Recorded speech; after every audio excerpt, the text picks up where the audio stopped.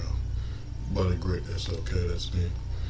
And you can find this stuff on Spotify, Pocket Cast, Google Cast, Radio Public, and many other places. Right now, you can find it streamed on YouTube here and there. This episode right here will be on YouTube most likely tomorrow. Also want to say look out for people pretending to be me online with fake Instagram accounts or fake emails. The email with my name is not me because I'm not that stupid. Usually I use words and names and things you guys have never thought about. So trust me, it's not me if you see my name on an email and things like that. So just want to put that out there. Anyway, I like it if you guys leave comments and suggestions about things. Today's episode might be a little long, but we're talking about something that's beyond just moral. We're talking about something that might be prophesized. We're talking about the Israel situation. And what I got before me is the great Alexandria Ocasio-Cortez, Democratic. I think she's a 3rd district now of New York, 3rd district of the Bronx or whatever. And anyway, she is an interesting woman. Was young as a person to get into Congress, and she's a lot. I have very high expectations for Alexandria Ocasio-Cortez in the beginning. Now she's a little bit more, I don't know, of a bureaucrat, Democrat, Republican person, politician, pretty much. Just say things and don't really hold water. But I wanted to see what she was talking about on Instagram. I caught maybe about 3 minutes of it, and it was like 30 minutes long. So that's what's going on. We're about to listen to this, and I'm going to give my opinions on what I think she's talking about. And when it refers to Israel, I'm going to give my overall opinion on Israel itself and how it relates to some form of biblical prophecy. So this is what we're doing. So with that being said, let's try to hear the great Alexandria Ocasio-Cortez. Oh shit. My bad. Oh shit. What?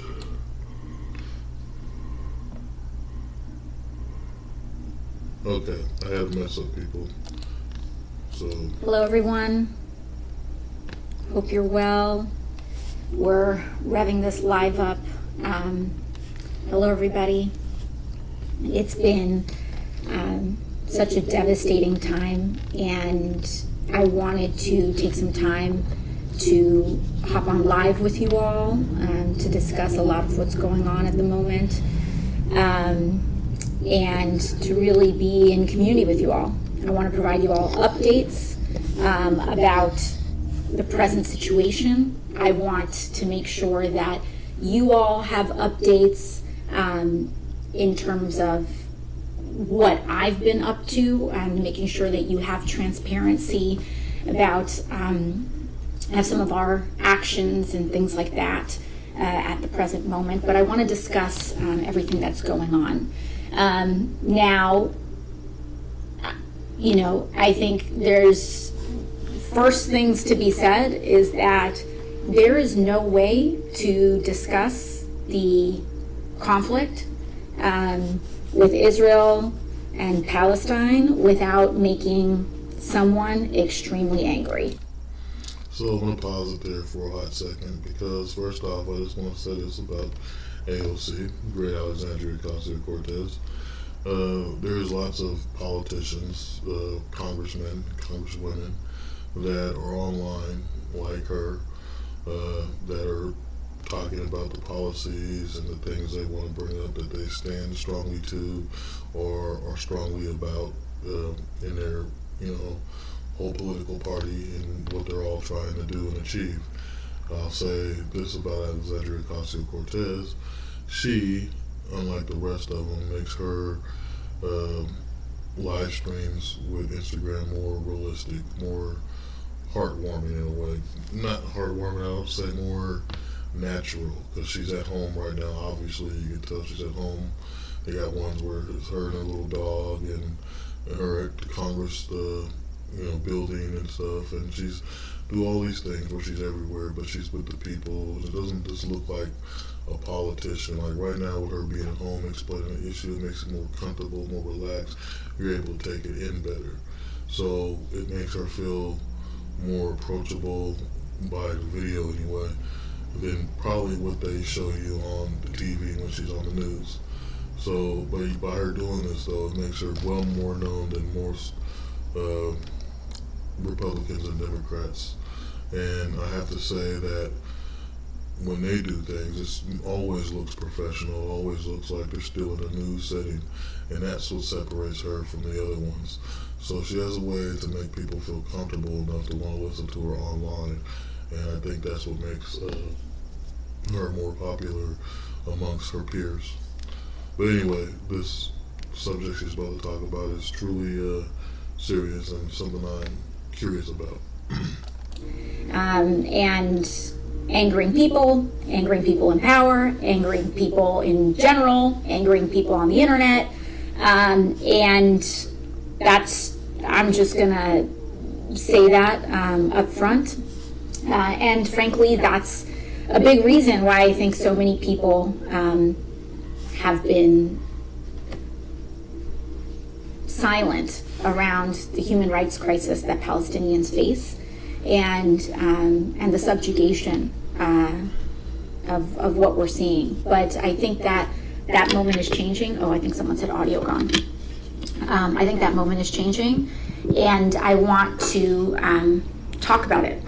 And again, there's going to be folks that are going to be upset at any number of things that I say, but I think it's at least important that you all have transparency about where I am as an elected official, as well as where other people are.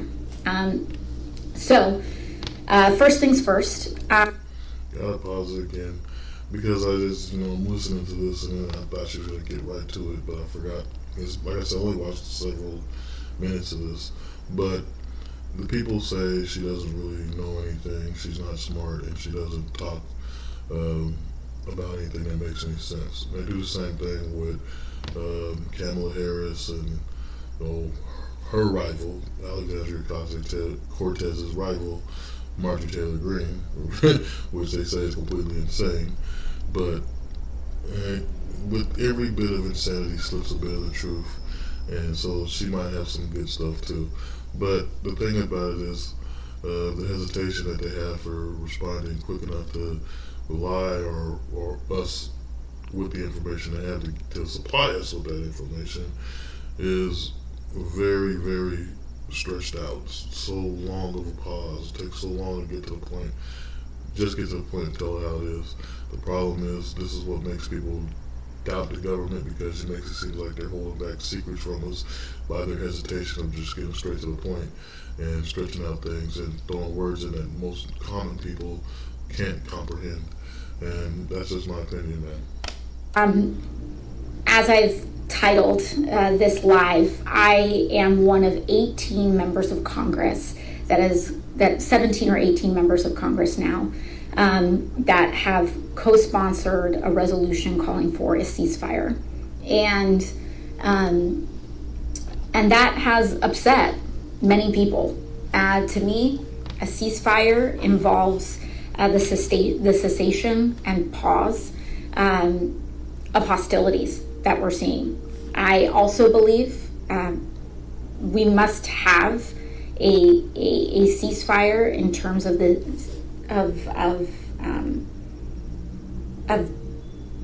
blockade. Well, we must lift the blockade and the human rights crisis that it precipitates on food, water, and electricity into Gaza. It, in my view, constitutes collective punishment, and the idea that 2.2 million people must starve and be exposed to diseases of water and more. So pause once again on her hesitation to get there, but going off of what she just said, a ceasefire would be most desirable we do need a ceasefire, not just in Israel, but in any part of the world where there's a war. The thing about it is, the shocking thing about it is prophecy, biblical prophecy. Now you're saying, what's the biblical prophecy? You know, some of you that are Christian that don't even know what I'm talking about when I'm saying this, is because right now we have war going on with, Russia and Ukraine. We have rumors of other wars where China wants to attack Taiwan, as well as us, or unite with Russia to attack us. We also have rumors that there's some kind of war going on south of the border in Mexico and beyond that in South America, which is kind of dumb because it's all of America and we should just unite and call it that. But the thing that makes it biblical prophecy is when you say that Israel is being attacked.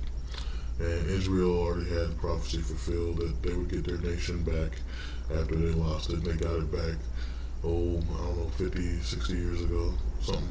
It's been a mighty long time since Israel became a nation after being spread worldwide. It has a lot to do with the actions that happened in WW2. They got them their own nation back. Now, in biblical prophecy, it says that all nations in the world will attack Israel. And this will start Armageddon. This will start the time that Jesus will start to return. And so, by a war already happening, Israel being attacked, and it says in biblical prophecies as well that in the time of the end, there will be wars and rumors of wars, and that's what we got. And so, what's happening right now is Palestine, like you said, and Israel are at war. Israel's attacking most of Palestine, but there has to be a reason. There's no way two sets can actually sit in the same spot and not have conflict. So the thing that's bad is one of the most historical religious buildings was destroyed in Israel. And I will look that up so I can show you guys or explain it to you guys better. But it's the mount, where Abraham tried to sacrifice Isaac and so forth inside that building, and now it's destroyed.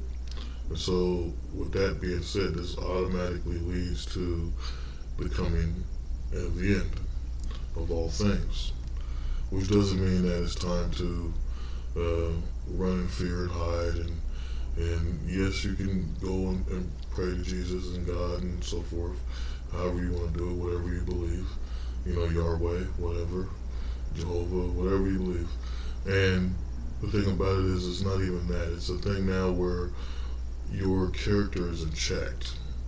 So the more good things you do, the more helpful you are, the more guidance you can give, the more of the good side you are on, and most likely will be able to find the blessings you need to survive the end of all things.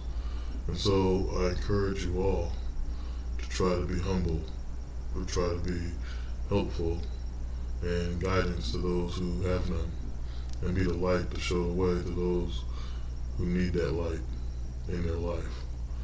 And once again, Alexandria Ocasio-Cortez. The idea that should happen in order to, as punishment for Hamas is wrong. I must also say that Hamas's hostage taking also constitutes a war crime. And what we saw on the 7th of October was an attack that was an affront to humanity. And the violence and the hostility that we saw with that was just unbelievable violence that should never be accepted, ever. And I think sometimes some things that upset folks in this conversation is a core tenet and a belief that I have, which is, and that many people have, human rights organizations have, is that war crimes do not justify other war crimes. Hamas's actions, which are horrifying, disgusting, an affront to humanity. I have sat with the families of hostages this week and listening to experiences that 3-year-olds who are currently held hostage by Hamas had to witnessing their parents murdered, them taken. And there are just no words to describe the depravity of that. So, okay, going back on what she said, when she said there's one war crime doesn't exclude another war crime. War is brutal. It's gruesome. It's gory. But the thing about it is all sides are truly wrong unless what they're fighting for is truly a worthy cause for the survival and the sanctity of I want to say that, but I'm not going to say that. But for the righteous, for the right, for mankind to survive, for families to grow, for a worthy cause to protect the people. In that sense, war makes more sense. If there's a side that is truly demonic and evil, and the other side is truly fighting for what's right, then war is justified on the right side, not on the wicked side. And so that makes it justified. But in no way, shape, or matter is any form of murder and brutality a good thing. Okay, and that's something that needs to be explained and held up in a way where it's understood worldwide. It needs to be understood more in our country because there's too many people who go around murdering, raping, killing, manipulating, deceiving, and all this stuff. And so there has to be someone, there has to be some group, some people who truly go out and encourage people to do right and understand they need to help protect those from those other people that will cause the negativity, the conflict, the evil, the wickedness. And that just makes more sense. And where she's going now, where she's talking about hostages and how these other people are brutality, I think in war, because I watch a lot of little historical documents, I think in times of war, when it comes to some of these older countries, I have to say older countries because America is still a young country.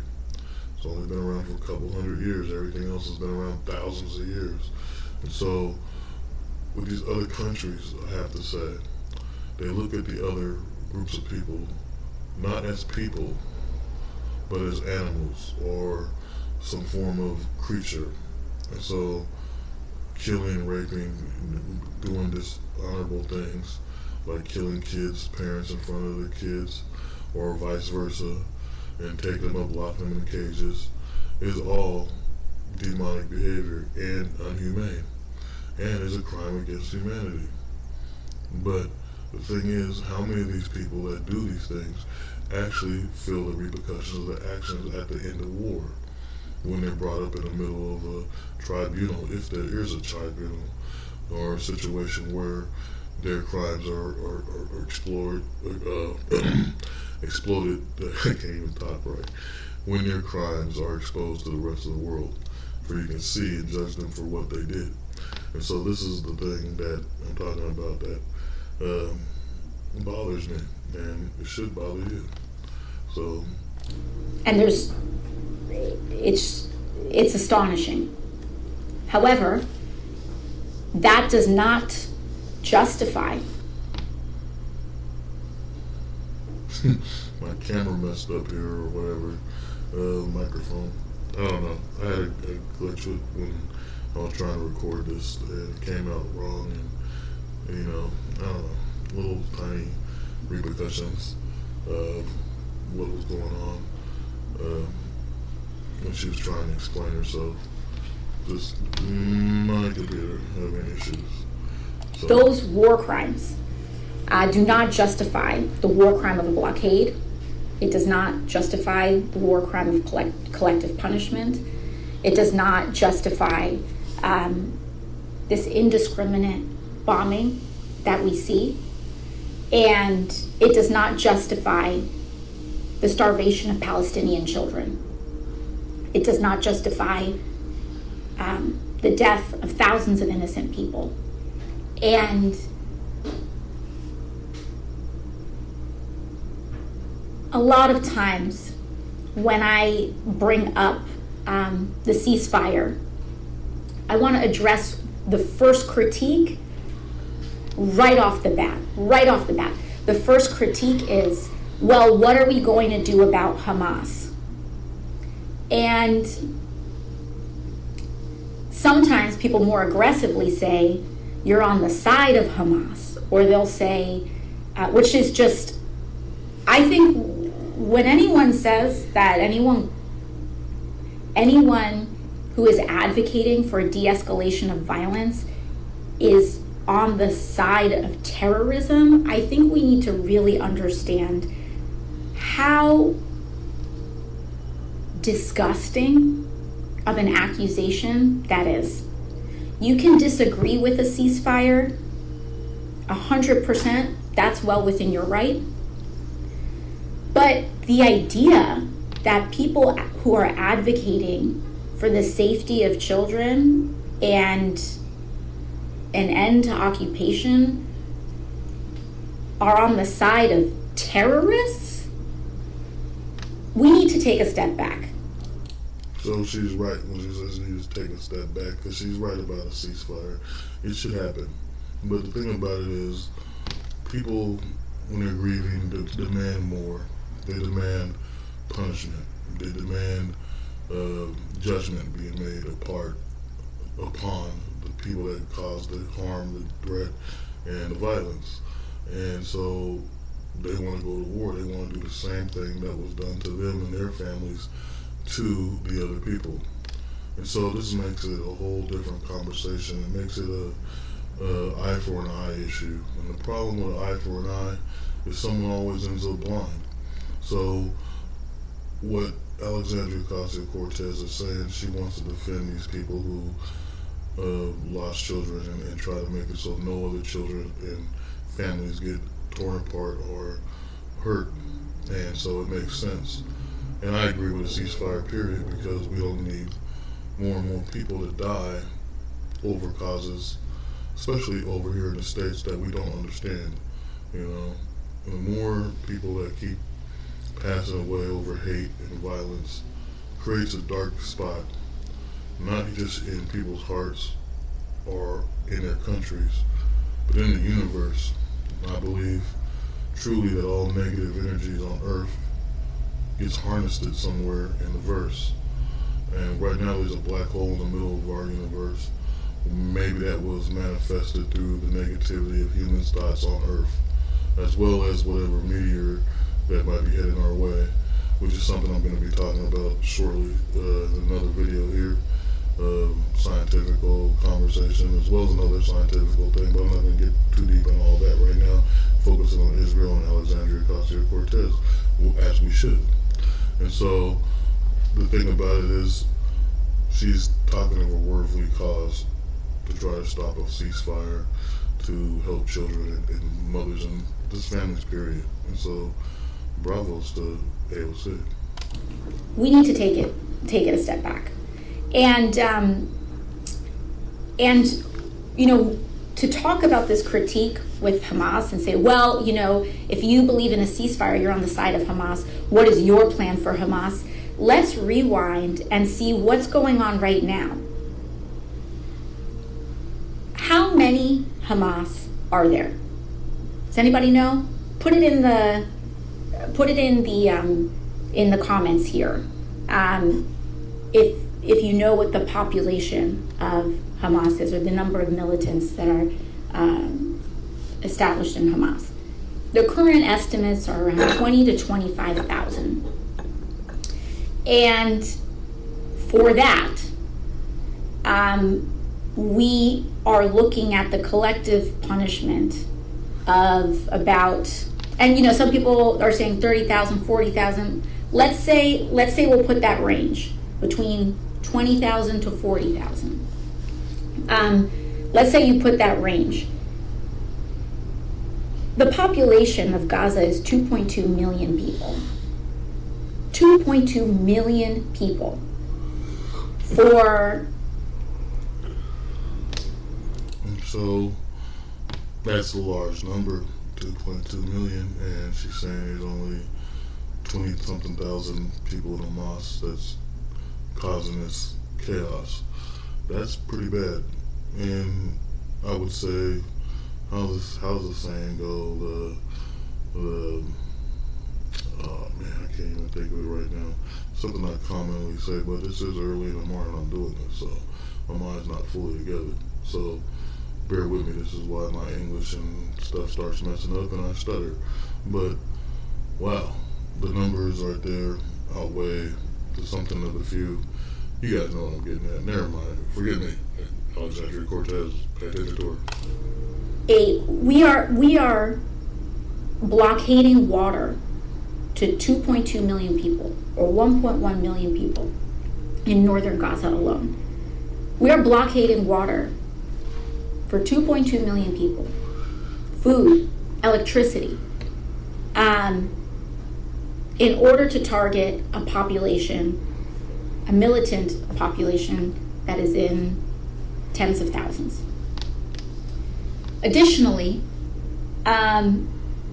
when you look at the current bombing campaign going on right now, how effective has this bombing campaign that we have seen been in the elimination of Hamas? If that, let's say we accept all of these, these statements, these points, right? I know there's a lot to be said about how things are phrased, whatever, but let's just take the talking points, right? How effective has the current bombing campaign been so far in the elimination of Hamas? The state of Israel, the government of Israel has said, our number one priority is the complete, quote unquote, elimination of Hamas. And there have been statements made to the effect that that is more important than getting the hostages out, more important than protecting innocent civilians, the most important goal. And so if that is the most important goal, we would think that you would have that completely measured, correct? So I'm going to stop right there. So if Israel decided that was a good thing, they want to get rid of them altogether, it makes sense. Their way of living, their biblical historical structures have been destroyed. That means that these people are ungodly. It's automatic.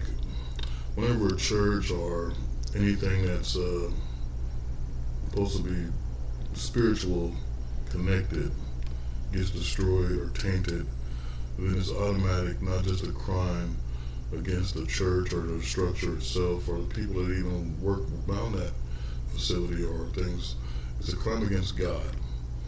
It's a crime that says that you don't respect their God, you don't respect God, period, and you're automatically damned by doing so, such a thing, such a demonic thing, to please your demented way of thinking. And so many other people find hope and solace and humbleness with those places. So by doing so, you didn't just make a crime against humanity by doing what you do to the people, but you literally told God to himself that you don't care about him and you don't care about what he believes, and there's lots of other ways to say this in a more, how can I say, a more powerful way that make you understand what I'm trying to say. But either way, it's wrong and it shouldn't happen. And so I believe the people of Israel have every right to want to annihilate and vanquish their enemies. And so in this sense, I think she's overlooking the fact that it has more of a spiritual thing with them than just the priorities of the people. So it's always about their God. We should know this as we read the Bible. It's always about the Israelites, the Hebrew people, all that. And so you're going to have to make sure that their respect for their God is always a priority to them. You got to make sure It's a priority to them, and now that they made clear that it is, you're going to have to either follow with them or go against it. So what I fear here, what Alexandria is saying, is that she's more concerned about the safety of the people and children and stuff, but she's overlooking the spiritual aspect, which means if something did occur to where Israel would not stop destroying these people, that eventually America would fall for the other people who are losing tons of folks at alarming numbers. Now, right now with the current war with Russia and Ukraine, the thing I find odd now is that America gives Ukraine a whole bunch of weapons to fight Russia as well as they should if Ukraine is a weak nation. But the thing about it is, as soon as Ukraine retaliates back on Russia, they're on the news talking about, oh, Ukraine attacked this place, and then they question them, oh, Ukraine said they didn't do it, and all this was like, wait a minute, you just weaponized these people, and then you're making them explain themselves for attacking a place in Russia where they're losing people in Ukraine. It makes no sense. It doesn't make any sense at all. So whose side are you truly on? They're trying to play the in-between role with these wars. They're trying to say America, even though America's always played 911 to the rest of the world, whenever there's a problem, they jump in there like they're the main source of protection for the rest of the world. And it has to do with thinking that they're on top, and it always has, but except for they're not on top of the American people themselves. So the concept becomes they're the judges and jury of all things that has to do with war across the world. Some things I think they need to just stay out of. And in this situation, I believe it might be something America needs to stay out of. But the concern right here in Alexandria Ocasio-Cortez's eyes leads you to believe that she believes that Israel is in the wrong for not trying to pull their people out, get them back, that are held hostage, and whatnot. But like I said, Bible prophecy is being fulfilled. They have to protect their whole culture and their whole belief system, and it all has to tie around Yahweh and the belief system of Yahweh. And if you don't know, that's the I'm trying to say it right. That's the Arabic term, the Hebrew term for God is Yahweh. So this is the issue, and this is what she's going on about. But like I said, she's only worried about the enemy's children. That the public should be getting updates almost every single day. But what the public is getting updates on, what we're getting updates on, is in thousands of Palestinian children that are dying. The thousands of innocent people that are dying. And the idea that this is going to come at a cost of thousands and thousands of civilians, and we don't even know how effective this bombing campaign is. In 6 days, the government of Israel dropped more bombs in the small, concentrated area of Gaza than the United States had dropped in an entire year in the entire country of Afghanistan. And I think it's important that in this environment, there's a lot of disinformation and a lot of misinformation. So when I state something, I'm going to tell you what I'm citing. With that, I am citing the Washington Post, who themselves quoted a defense and military expert who was involved in with the Pentagon during this time. Okay? So that's where I'm getting my fact on that. And so we have basically done a year of Afghanistan in 6 days. Surely there should be some reporting. And not tomorrow, not, oh, let's get some numbers in some days. This should have been happening the entire time, correct? So, pausing that real quick, because she's about to go on a rant. And I only say that because I watch a lot of her stuff. But the thing about it is this, okay? So she's talking about how many bombs Israel's gonna attack this place. And me personally, growing up, used to always hear about people trying to attack Israel, throwing bombs at Israel being bombed or attacked. This is actually good in a way that Israel is able to defend themselves and be able to attack for their people, for their nation, for their God. And so I believe it is a good thing that this country is actually trying to do things without outside help. And I think this is alarming for other countries that sit there and try to support Israel all this time. And you constantly hear this year alone, I've heard so much on the news about Jewish people, about the Holocaust, and about Holocaust survivors that explain things. I watched 100-year-old dude look like he was dang near about to fall over explaining the stuff that happened in the war. And I mean, there's a reason for it. There's a reason why something that happened in the 30s and 40s is being brought up again now. There's a reason why Israel is being attacked and is attacking now. So there's a reason why all this has to come into play. And I believe, this is something I've always believed, is there's a certain point in time where evil tries to destroy the world and the good people have to come together to try to stop it, pretty much preventing or pausing or turning back the clock on Judgment Day. So it prevents it. And if you want to look at Hitler as a guy that was wiping out Jews and everybody that he thought was not a pure race, and you think of that as evil, especially some of the stuff he did that most people aren't aware of, like baptizing babies at the church all at once, getting rid of God's image and making them baptized to him, it's becomes an evil thing. And so America, along with Russia, England, and a whole bunch of other places came together to destroy that evil. And after it was decided, the world had to come back to try to be normal again, and has did so for a while. The evil that attacked us from Iraq, as she's talking about, Iraq and Afghanistan, wasn't that evil is, I don't want to say it in a certain way to piss people off, but it wasn't to the extreme of Hitler, or anything like that, like Mussolini and all that. It was just to the extreme of wealth. Has a lot to do with oil, has a lot to do with probably the opium trade, because that's where main sources of opium come from, is Afghanistan, and things like this. So it was about wealth. But with this situation, once again, when certain things get brought up, you have to pay attention. This is biblical prophecy, because Israel is a spiritual nation.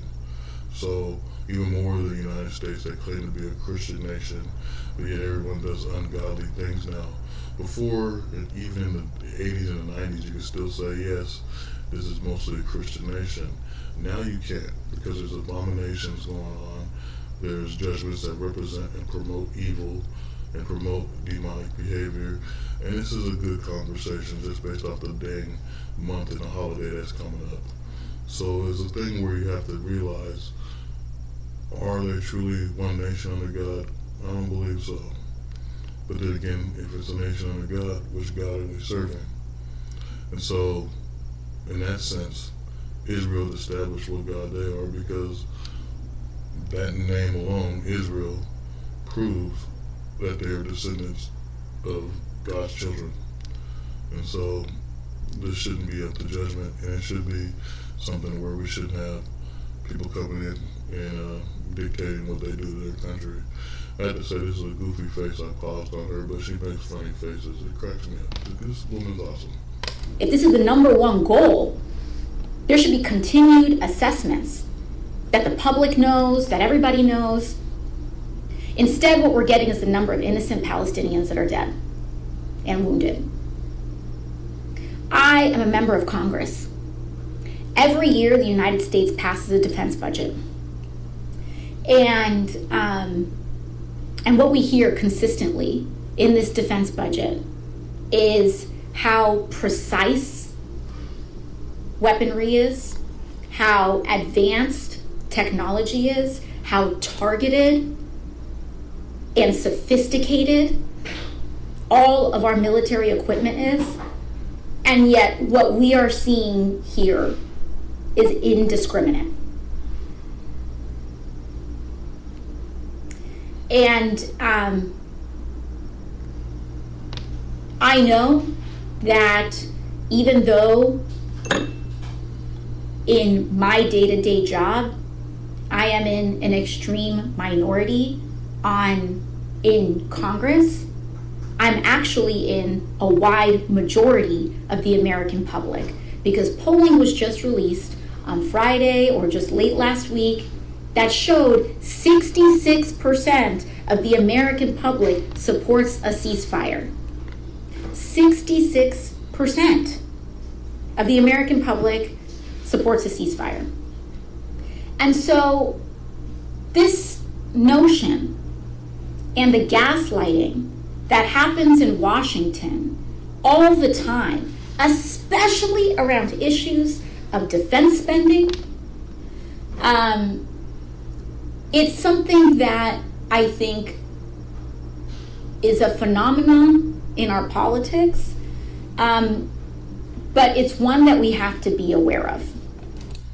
So she's right. We have to be aware of what's going on in our nation. And I think she does a good job of exposing things. There was a thing she did, I want to say a year ago, maybe. It was a while back.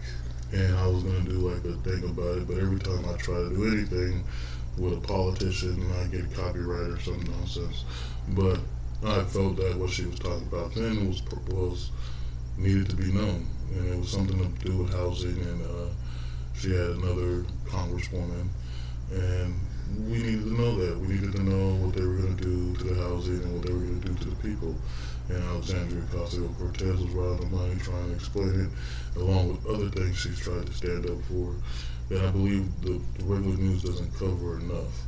But she does it herself real good on Instagram, and you gotta appreciate that there's a congressperson willing to step up and at least try to tell you something, regardless of how you like it, or don't like the fact that she says that everyone's trying to take advantage of her sexually, or whatever other nonsense they throw out there that Alexandria Ocasio-Cortez looks bad with, and some of the stuff she does that makes herself look bad. But hell, no one's perfect, not even a congressperson, definitely not a congressperson. But we need to be aware of certain things in our nation. As for the things she said where 60-something% want a ceasefire in America, America is a small country compared to the rest of the world, and so I would believe America's statistics should have to work with the rest of the world's statistics on trying to explain a ceasefire, not just in Israel, but in Ukraine. So this is my thing. We need to become one whole big united world.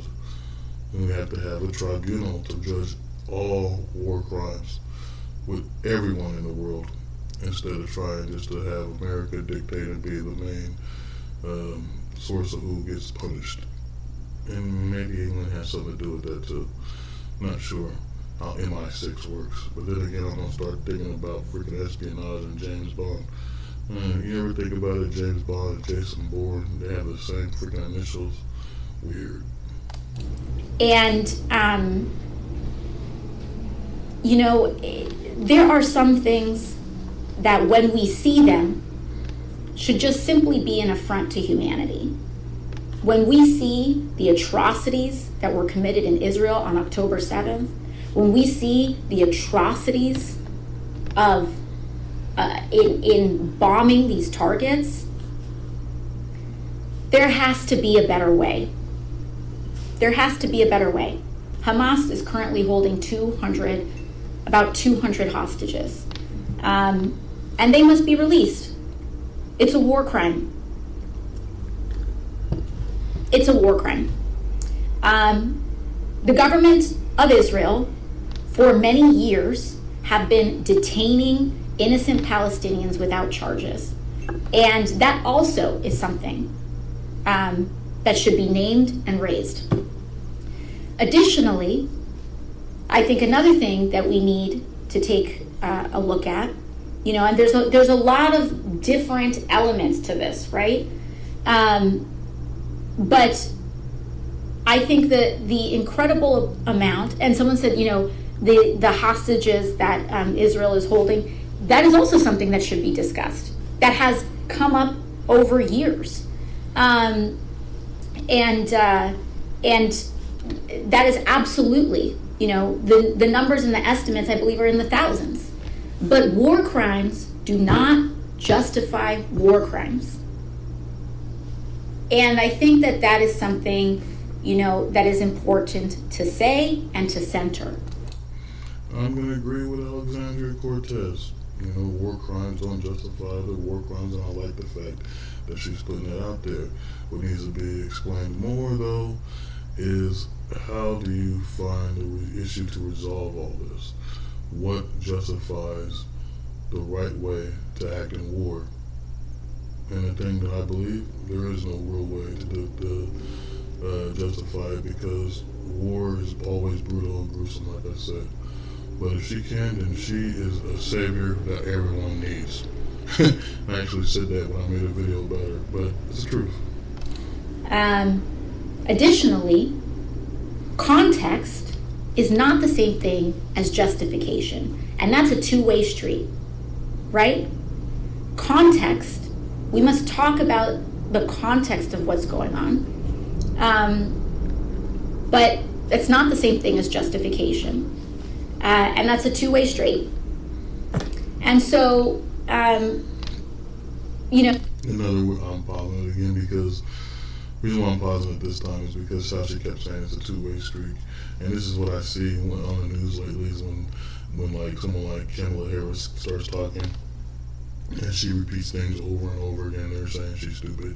And so I believe someone will say the same thing about AOC right here. They always like to say she's stupid, she's not smart. I was watching a live stream last year. I was in a laundromat and I was watching her talk about, I forget what the issue was now, but there was some guy that said something in the comment, goes, oh look, she's trying to sound smart and stuff. And I know that's gotta get at her, and most of the comments were like that. This is when they really started talking bad about her. Now people barely talk about her because they're more worried about the presidency, because we're getting close to 2024. But I believe that some things she says is really valuable and some things aren't. And then when you analyze some of the other stuff, it's just no different than any other politician. You gotta realize that some stuff is good and some things is bad. You take the good, you take the bad, you take them both, and then you have facts of life. It's pretty much simplified. So like I said before, this is an issue that there's no winning in speaking out on, right? I've learned that there is no right way to discuss this, because as reasonable and as responsible as you tried to be, you tried to stand up against violence and the killing of children. You can be called both a terrorist sympathizer and on the side of oppression and with the establishment within the same minute, talking about the same sentence. And she's right about that. And the thing about it is, it doesn't just go with acts of war. It goes with normal day life. A dude sits there and tries to protect the child, and there's something wrong with that guy. There's this woman I know who constantly, she pretty much constantly goes off about her grandchild and how the father lets her sleep in the bed. And the kid's a kid, like whatever, it's his kid. Why do you automatically gotta put perversion in there and make it seem like something's happening? It's just the thing that people think nowadays is crazy. Kids need protection, kids need safety and education and all kinds of stuff. So it should be a thing where you're like me, where I feel like you gotta worry about the future. And like they say, the kids are the future. So how messed up is the future gonna be if you don't focus on trying to fix the kids before they get to preteens or teenagers and really don't give a damn? You gotta put some kind of morals, some kind of values, some kind of sense into the child, so we don't have a messed up future like we got a messed up present right now. We have a messed up place right now because of the results of my generation, Generation X. And not giving a damn, we try to be the cool guy or whatever we was, the rebel, and not care. But this is what the world is now. So it has to be fixed, and so the children are a priority, but it's a damn shame every time somebody that's a grown tries to step up for children that people think the most wickedest and demonic things or perverted things. But that doesn't mean that we should be silent. That doesn't mean that we should watch this happen. And very often, someone will tell me, Why care about this? And it is because this is one of the largest places that we see our U.S. public funds go. The United States is an ally of Israel. There is no questioning that. There is no questioning that at all. And I would say to my friends who are, have been some of the most vociferous supporters of this alliance, what I would say is that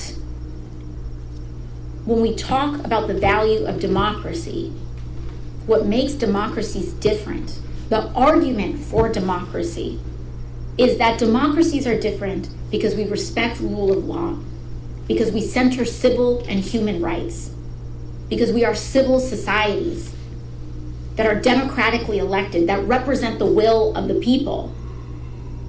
And in times of war, we should be upholding our democratic principles and be an example to the world about what makes democracies different. And I believe she's right in a lot of senses, but at the same time, this the whole thing when she said democratic, it's the whole thing is democracy is what America is based around. And I believe America, if allies of Israel and is, I believe, have obligation to explain themselves and what they're planning to do to support that country. From right now, she sounds like she's a little bit more concerned about the opposing enemy of Israel. At the same time, I have to say that she's right in another sense too, where she's saying that she needs to know where the money's going, type of thing. Pretty much, she didn't say it that way, but that's what I'm saying. She's right. A lot of military operations, a lot of things that have to do with soldiers and stuff, the money always goes there. A lot of the time, American public does not know that tons of money has been filtered from America to another country to support their war effort. And I believe that's wrong. It's just like, I don't know how many years ago when Trump was still in office, you find out that South Korea has troops guarding a certain tunnel and has been guarding that tunnel since the Korean War. And that they were spending over $16 trillion to keep these guys just standing around this stupid tunnel. Over all the years since the Korean War, which happened in 1951, reason why I know my relatives are all vets from that war, most of them are all passed away, but they're all vets from the Korean War. And the way it goes down, though, is that happened in 51. So since 51 till now, to the time that Trump stopped that from happening, they were spending $16 trillion. Imagine how many things could have been solved in this country. We could have had education solved. We could have found new medical advances. We could have found new ways to do things and operate and pay off lots of debts, not just for the country, but for America, public itself. So she's right, 100% right. She needs to be worried about it as well as any other politicians. So right here, give her props for paying attention to where the money goes. And even allies, or even if you are friends, if your friend, let's bring it down to the friend level, right? If your friend starts doing something wrong, it is your friend's responsibility to bring them in.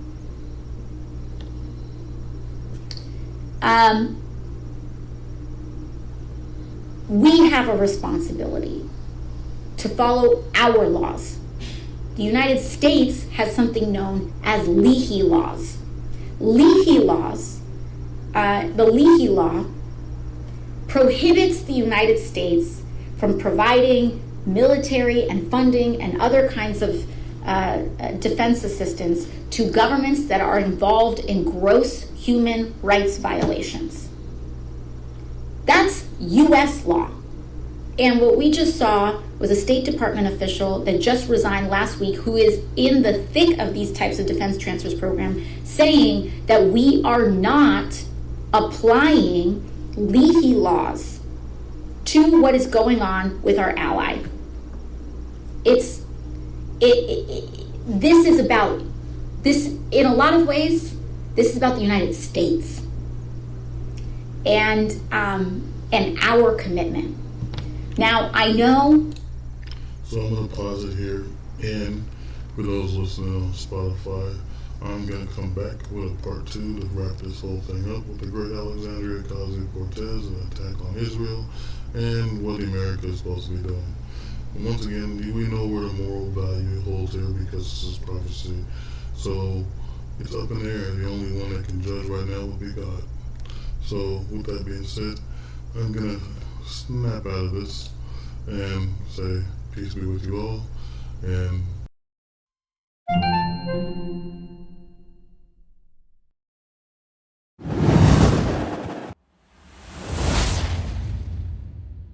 till next time.